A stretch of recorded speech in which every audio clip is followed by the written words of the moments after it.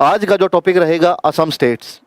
जो हम पहले 3 से 4 स्टेट्स कर चुके हैं, जनरली क्वेश्चंस आते हैं आपके, चाहे वो राई स्कूल है, नवोदय स्कूल, सैनिक स्कूल या फिर मिलिट्री स्कूल, उनमें कुछ न कुछ पोर्शन किसी न स्टेट का, चाहे डांस हो या कोई इम्पोर्टेंट फेस्टिवल हो, कोई ट्रेडिशनल वेशभूषा हो या फेस्टिवल डांस जो मैंने आपको बताया, लैंग्वेज या कोई वहाँ की ट्राइब, उसके बारे में कोई न कोई सवाल हर साल पूछा जाता है। तो इसीलिए हमने ये क्लासेज और ये बैचेज शुरू किए हैं। ये हमने यूट्यूब से भी, ताकि आप लोगों तक ये आपको एक पता चले कि हमारी जो क्लासेज रहती हैं उसमें पढ़ाने का तरीका या उसमें हम किस तरह से सिलेबस कवर करवाते हैं।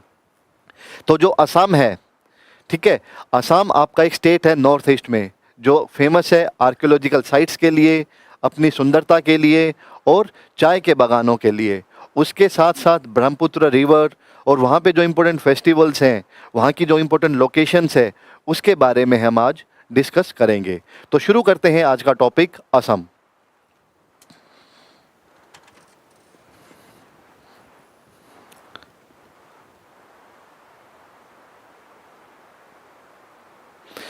सबसे पहले ज्योग्राफी एंड लोकेशन देखते हैं, यानी कि इसका भूगोल और जगह कि असम कहाँ पर एग्जिस्ट करता है, इसकी लोकेशन क्या है, इसके चारों तरफ किस किस स्टेट्स की बाउंड्री लगती है और यहाँ के जो चीफ मिनिस्टर और जो गवर्नर हैं उनके क्या क्या नाम है। तो सबसे पहले जो इसकी कैपिटल है दिसपुर, उसके बाद जो बॉर्डर्स हैं इसके, जो असम स्टेट है उस राज्य की जो सीमाएं हैं किस किस देश या किस किस राज्य से मिलती हैं, उसमें सबसे पहले आपका भूटान एंड अरुणाचल प्रदेश आपके नॉर्थ में यानी उत्तर की तरफ, नागालैंड, मणिपुर एंड मेघालय ईस्ट की तरफ, पूर्व की तरफ, और वेस्ट बंगाल वेस्ट की तरफ, और बांग्लादेश आपका साउथ की तरफ। तो जो असम स्टेट है इसके चारों तरफ आपको ये चीज़ें, ये देश और ये सीमाएं देखने को मिलेंगी। उसके बाद जो यहाँ के चीफ मिनिस्टर हैं, मुख्यमंत्री हैं, वो श्री हेमंता बिस्वा शर्मा हैं, ओके, और जो गवर्नर हैं वो श्री लक्ष्मण आचार्य हैं। सेम चीज़ें हमने हिंदी में भी लिखी हैं ताकि जो बच्चे हिंदी मीडियम वाले हैं वो भी इस चीज़ को देख पाएँ। दिसपुर, उत्तर में भूटान और अरुणाचल प्रदेश की सीमाएं लगती हैं, पूर्व में नागालैंड, मणिपुर और मेघालय, पश्चिम में पश्चिम बंगाल और दक्षिण में बांग्लादेश से असम स्टेट की, असम राज्य की सीमाएं लगती हैं। उसके मुख्यमंत्री श्री हेमंत बिस्वा शर्मा और राज्यपाल श्री लक्ष्मण आचार्य है। तो ये हमने एक बेसिक इन्फॉर्मेशन ली कि इसकी जो ज्योग्राफी है, लोकेशन है, वो कैसी है। इसके बाद शुरू करते हैं रिवर्स, नदियाँ और यहाँ की भाषा। हिंदी में ही करेंगे ताकि आप लोगों को, जो बच्चे कंफर्टेबल हैं हिंदी में, उनके लिए आसानी रहे। राज्य में मुख्य रूप से ब्रह्मपुत्र नदी बहती है जो दुनिया की बड़ी नदियों में से एक है और नदी राज्य की संस्कृति, अर्थव्यवस्था और भूगोल में केंद्रीय भूमिका यानी कि बड़ी इंपॉर्टेंट भूमिका निभाती है। उसके बाद जो भाषा है यहाँ के, इसकी भाषा यहाँ पे असमिया है, एसमीज बोलते हैं इंग्लिश में, असमिया भाषा है। लेकिन इसके साथ साथ बोडो, बंगाली और इंग्लिश, हिंदी जैसी अन्य भाषाएं भी प्रचलित हैं। जो आधिकारिक भाषा है, जो कामकाज के लिए दफ्तरों में जो काम चलता है, वो आपकी असमिया है। बाकी आप देख पाएंगे हिंदी, बोडो, बंगाली, इंग्लिश आदि लैंग्वेजेस भी यहाँ पे बोली जाती हैं। जय हिंद रितु जी, जय हिंद। जय हिंद फौजी, आपका जो नाम इस पे स्क्रीन पे शो हो रहा है, उषा जी हैं। जय Hind, thank you very much. मुझे पता है कि ये लेक्चर्स काफ़ी इंपॉर्टेंट है आप लोगों के लिए, बच्चों के लिए जो इम्पोर्टेंट कॉम्पिटिटिव एग्जाम्स के लिए तैयारी कर रहे हैं। इसीलिए हमारा ये उद्देश्य रहता है कि हर हफ्ते आपको एक टॉपिक कवर करवाया जाए यूट्यूब के माध्यम से। हमारा बैच ऑलरेडी चल रहा है, जो अप्रैल से स्टार्ट हो चुका था, और उसके बाद अभी जो सेकेंड बैच है जो 4 अगस्त से स्टार्ट हो जाएगा। टाइमिंग हमारे रहेंगे 2:30 बजे से 5 बजे तक। उसमें आपको रीजनिंग, मैथ्स, जीके, जिसमें जीके जीएस हो गई, इंग्लिश और हिंदी, ये सारी चीज़ें आपको करवाई जाएंगी। और जनरली आपके पेपर मिलिट्री स्कूल, सैनिक स्कूल, राय स्कूल, नवोदय स्कूल के दिसंबर और जनवरी में कंडक्ट किए जाते हैं। तो अभी भी 4 से 5 महीने हैं और अच्छी तरीके से ये पढ़ाई और आपका सिलेबस कवर करवाया जाएगा। और मुझे उम्मीद है कि जो बच्चे ऐसे एग्ज़ाम्स की तैयारी कर रहे हैं और जिनका उद्देश्य है ऐसे स्कूल्स में पढ़ने का, वो ज़रूर सक्सेसफुल होंगे। आगे चलते हैं। ये असम का मैप है। जनरली आप देखेंगे, जैसा मैंने आपको बताया था, वेस्ट बंगाल, भूटान और अरुणाचल प्रदेश आपके नॉर्थ में है, बांग्लादेश साउथ में है और ईस्ट में आपके नागालैंड, मणिपुर और म्यांमार और ये एरिया आता है। इसके बाद आ गई फेमस प्लेसेस, यानी कि प्रसिद्ध स्थान कौन कौन से असम में। सबसे फेमस अगर बात करें, काजीरंगा राष्ट्रीय उद्यान यूनेस्को विश्व धरोहर स्थल है, एक सींग वाले गैंडों की आबादी के लिए फेमस है, प्रसिद्ध है। तो काजीरंगा नेशनल पार्क हो गया। उसके बाद मानस राष्ट्रीय उद्यान, एक अन्य यूनेस्को विश्व धरोहर स्थल। जनरली क्या होता है, जो ऐसे यूनेस्को वर्ल्ड हेरिटेज साइट इनको बोलते हैं, जो ऐसे साइट्स होती हैं जिसको यूनेस्को द्वारा वर्ल्ड हेरिटेज की साइट घोषित किया जाता है, तो एक जिम्मेदारी बन जाती है उनके और बेहतर रख रखाव के लिए। मानस अपने विविध वन्य जीवों के लिए जाना जाता है, जिसमें बाघ, हाथी और विभिन्न पक्षी प्रजातियां शामिल हैं। गुवाहाटी बड़ा इम्पोर्टेंट, सबसे इम्पोर्टेंट शहर है और इसी का एक एरिया दिसपुर है, जो असम की कैपिटल भी है, राजधानी भी है। कामाख्या मंदिर बड़ा फेमस टेम्पल है। और उसके बाद उमानंद मंदिर और असम राज्य संग्रहालय, ब्रह्मपुत्र नदी परिभ्रमण, ये गुवाहाटी की जो इम्पोर्टेंट आप कह सकते हैं जगहें हैं, जहाँ पे लाखों की तादाद में हर साल टूरिस्ट जाते हैं या आपके जो श्रद्धालु हैं वो इन मंदिरों का भ्रमण करते हैं। ये कामाख्या मंदिर है।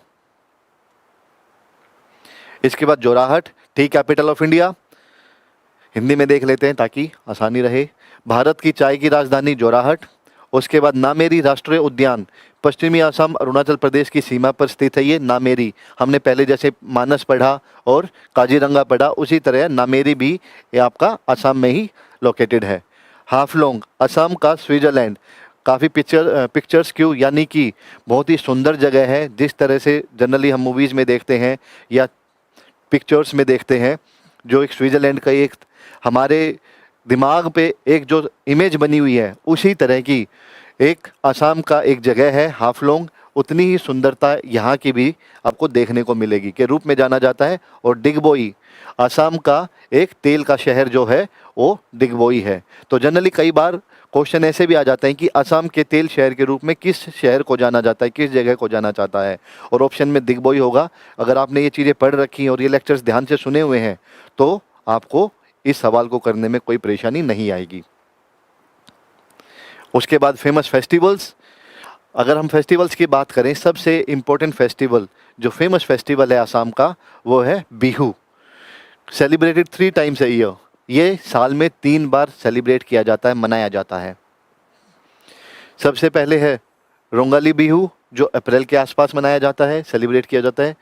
बोहाग बिहू अप्रैल, मिड अप्रैल में ये भी। और उसके बाद माघ बिहू, ये जनवरी के आसपास, जो मकर संक्रांति का समय होता है, उस समय के आसपास इसको सेलिब्रेट किया जाता है। The festival includes Bihu dance, ये इंपॉर्टेंट डांस फॉर्म भी है असम की। तो बिहू फेस्टिवल भी है और बिहू डांस भी है। ट्रेडिशनल सॉन्ग्स, फेस्टिंग और लोकल फूड, जो वहाँ का आप कह सकते हैं फूड है, ठीक है। पीठा, राइस केक, चावल के पीस के बनाया जाने वाला एक तरह का केक है। और लाइटिंग बोनफायर्स, यानी कि जब जैसे शाम के समय आग जलाकर बैठ के और ये गीत गाए जाते हैं और डांस किए जाते हैं जो ट्रेडिशनल होते हैं। एक बार देख लीजिए, त्योहार में बिहू नृत्य, पारंपरिक गीत, स्थानीय भोजन जैसे कि पीठा, चावल के केक हो गए, आनंद लेना और अलाव जलाना जो आपकी बोनफायर होती है, माघ बिहू के दौरान इसमें शामिल है। तो इस तरह से इसको सेलिब्रेट किया जाता है।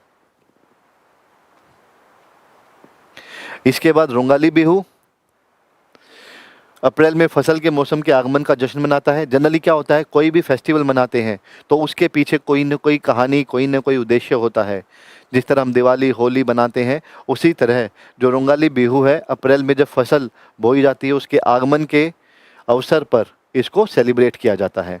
उसके बाद बोहाग बिहू, असमिया नव वर्ष, जो न्यू ईयर होता है, जिस तरह से जो एसमीज का न्यू ईयर होता है उसकी शुरुआत का प्रतीक है, जो मिड अप्रैल में सेलिब्रेट किया जाता है।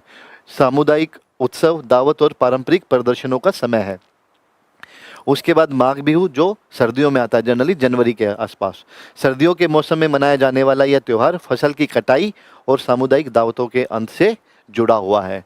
तो जनरली आप देखेंगे जो हम इंडियंस हैं, हमारे कोई न हर त्यौहार किसी न किसी रूप में ज़मीन से, फसल से, इनसे जुड़े हुए हैं। तो उसी को सेलिब्रेट किया जाता है अच्छी फसल के लिए, या फसल के आगमन में, या फसल की कटाई के लिए, या सूर्य देवता को खुश करने के लिए, या नेचर को खुश करने के लिए। तो इन चीज़ों को ध्यान में रखते हुए ये त्यौहार और पूजा की जाती है। Good evening Shivdayal ji, good evening, thank you very much. Durga Puja generally कब होती है? सितंबर अक्टूबर में आसपास इसको सेलिब्रेट किया जाता है। संक्रांति जो हार्वेस्ट फेस्टिवल, इस समय पे जैसा हम देखते हैं पश्चिम बंगाल, क्योंकि नॉर्थ ईस्ट में है, पश्चिम बंगाल में काफ़ी धूमधाम से ये त्यौहार मनाया जाता है, और असम में भी ये त्यौहार काफ़ी धूमधाम से मनाया जाता है। सितंबर अक्टूबर में संक्रांति एक फसल उत्सव है दुर्गा पूजा वाला, और विस्तृत मूर्ति जुलूस, पूजा, पारंपरिक ढोल प्रदर्शन और दावतें इसमें शामिल हैं। बैसागु ये भी एक तरह का त्यौहार है जो मिड अप्रैल के आसपास इसको सेलिब्रेट किया जाता है। बैसागु असम में बोडो समुदाय, जो बोडो ट्राइब होती है, उसके द्वारा कृषि मौसम की शुरुआत को चिन्ह करने के लिए, जैसे हमने पढ़ा था उसमें बोहागी बिहू में, उसी प्रकार इसको भी ऐसे ही सेलिब्रेट किया जाता है। पारंपरिक बोडो नृत्य होता है, गायन और दावतें, जनरली खाना पीना, नाच गाना, और ये सारी चीज़ें त्योहारों में शामिल होती हैं।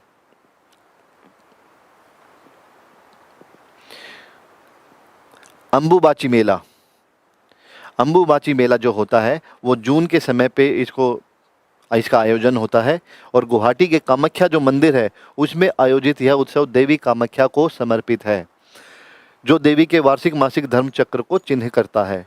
यह मेला देश भर से तीर्थयात्रियों और पर्यटकों को आकर्षित करता है, और त्यौहार के 4 दिनों के दौरान धार्मिक समारोह, जुलूस और अनुष्ठान होते हैं। तो जनरली जून के समय में ये त्यौहार अंबुबाची मेला कामाख्या मंदिर में लगाया जाता है।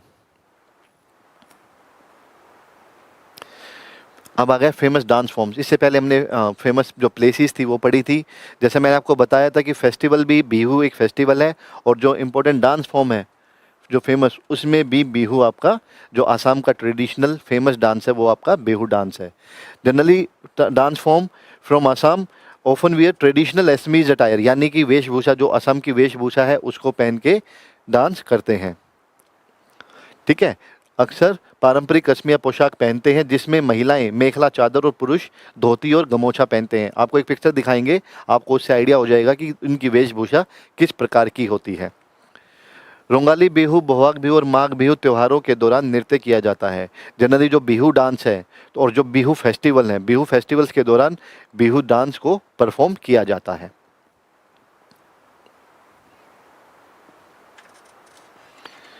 जनरली ये वेशभूषा, ये ट्रेडिशनल अटायर है उनकी वेशभूषा, जिसको पहन के बिहू डांस किया जाता है। बोडो डांस, जैसे मैंने आपको बताया था, बोडो एक ट्राइब है, एक वहाँ पे एक जनजाति भी है, उसके द्वारा बोडो नृत्य किया जाता है। असम के बोडो जातीय समुदाय द्वारा किया जाने वाला एक पारंपरिक नृत्य है, और आमतौर पर उनके प्रमुख त्यौहार बैसागु के दौरान किया जाता है। यानी कि बिहू डांस जो है बिहू फेस्टिवल के दौरान किया जाता है, और जो बोडो डांस है वो आपका बैसागु के टाइम पे किया जाता है। नृतक अक्सर रंगीन पोशाक पहनते हैं, और फसल के मौसम का उत्सव है। झूमुर डांस, झूमुर जो डांस है असम की चाय जनजातियों का एक पारंपरिक लोक नृत्य है, और इसे अक्सर फसल के मौसम का जश्न मनाने के लिए किया जाता है। आमतौर पर एक महिला केंद्रित, यानी कि जनरली फीमेल सेंट्रिक डांस है। इसमें जो डांसर्स होती हैं सिर्फ महिलाएं ही डांस करती हैं, और प्रतिभागी पारंपरिक पोशाक और आभूषण पहनते हैं, यानी कि जो उनकी वेशभूषा है, जो वहाँ की लोकल ट्रेडिशनल अटायर है उसको पहनते हैं, और जो आभूषण है, ज्वेलरी है, उसको पहन के ये डांस किया जाता है। तो अभी तक हमने बिहू पढ़ा, और हमने बोडो डांस पढ़ा, और ये झूमुर नृत्य पढ़ा। जनरली ये वेशभूषा होती है। अदर डांस फॉर्म्स, इन 3 के अलावा, जो फेमस 3 हमने डांस फॉर्म्स पढ़ी, उसके अलावा भी कुछ और लोकल फॉर्म्स हैं, वो एक बार आप देख लीजिए। क्षत्रिया डांस, रासलीला, देवधानी और हुसोरी, ये भी डांस फॉर्म्स आपकी आसाम से बिलोंग करती हैं।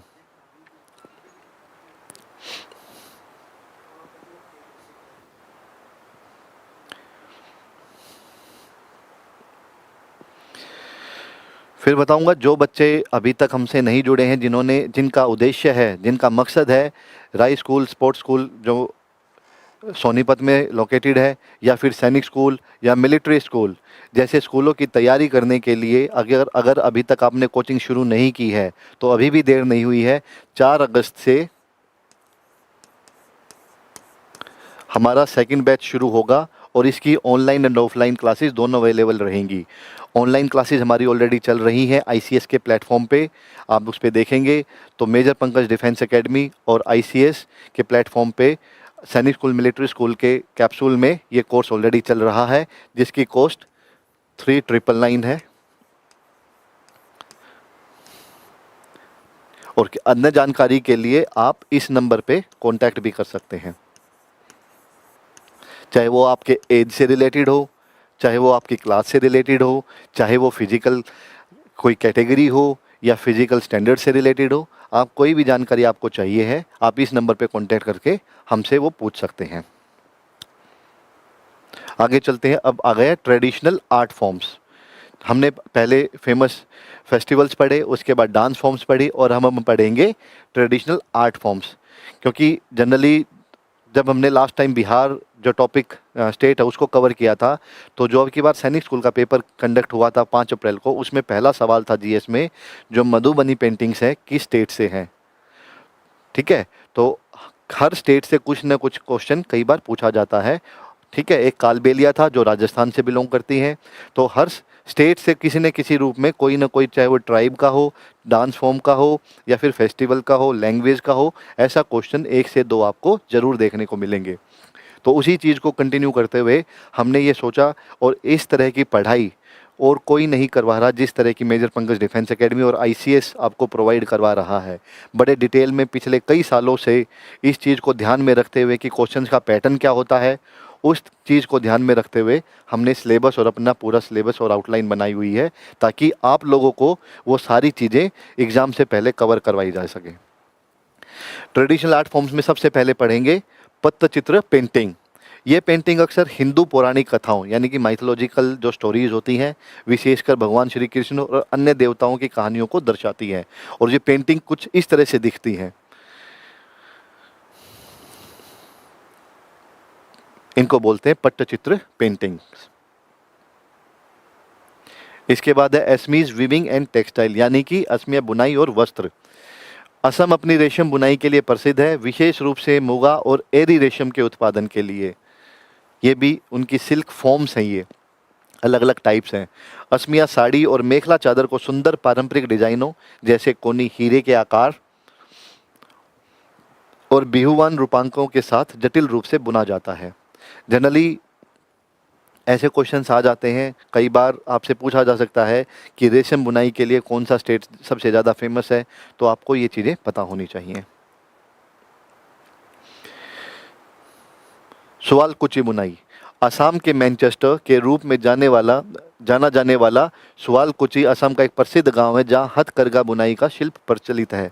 जनरली क्या होता है, असम जो स्टेट है उसमें एक गांव है सुआलकुची, और उसी के नाम से ये जो बुनाई है, वीविंग है, वो फेमस है। बुनाई की तकनीक में रेशम और सूती कपड़ों पर जटिल डिज़ाइन बनाना शामिल है। आप देखेंगे ये कपड़े हैं और इस पे ही आपकी ये डिज़ाइन बनाए गए हैं।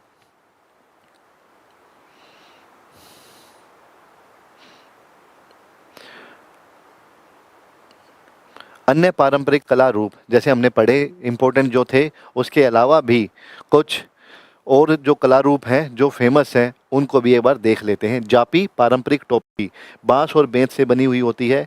मुकोठा बनाना, ठीक है, असमिया रंगमंच और सत्रिया नृत्य का अनिवार्य हिस्सा है। ये भी आगे उसमें उसको फोटोज़ दिखाऊंगा, उसको देख के आप रिलेट कर सकते हैं कि ये देखने में कैसे लगते हैं। असमिया मिट्टी के बर्तन, जिस तरह मिट्टी के बर्तन होते हैं वैसे ही यहाँ पे मिट्टी के बर्तन बनाए जाते हैं, जो नागांव जैसे क्षेत्रों में बनाए जाते हैं।